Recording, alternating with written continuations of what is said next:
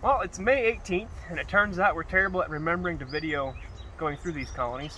We haven't really done much to them besides drop a super on, and then last week we came through and we went into the bottom super, which the bees were starting to work, and moved a frame of drawn comb and honey up into the top box to help pull them up into it.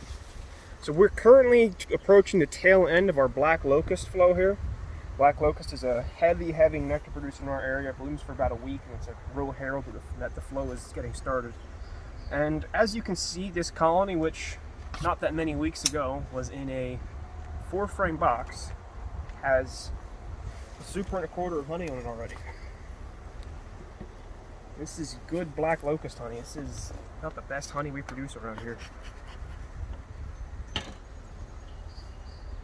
I don't think we want to go into the bottom box too much to disturb them. Bees typically won't swarm on a flow. I just want to show you what's going on in these. What we'll probably do is checkerboard a few more of these frames up into that box and maybe swap position the boxes. What do you think? I mean, this is a full super here. I mean, if we put some empty frames down in it again, we may as well just leave it there. Fair enough. One thing to keep in mind is that bees typically do not like to draw outside of these foundation frames. As you can see, they're not even really doing much with it, whereas here they have it fully drawn. So we'll rotate this frame to put the undrawn side up against the comb over here. That is a great way to encourage them to start drawing the frame out. The other side of it, yep. Yeah. So they will ignore this the whole way through the year. Bees don't like foundation, and if they can avoid drawing it, they will. So that way we kind of make it so they have to. What do you think? 2 frames? At least 2, yep.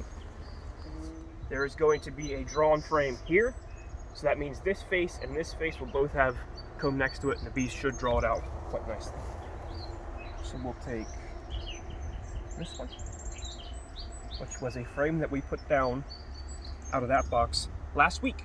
So that's 7 days, and it's almost fully drawn and full of black, like beautiful black locust nectar.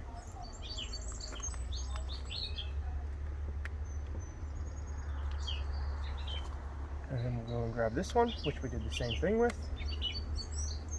Again, a week's work on a colony that was a 4-frame nuke a month and a half ago. Right? Something like a month and a half, maybe 2 months. I forget when we moved these over.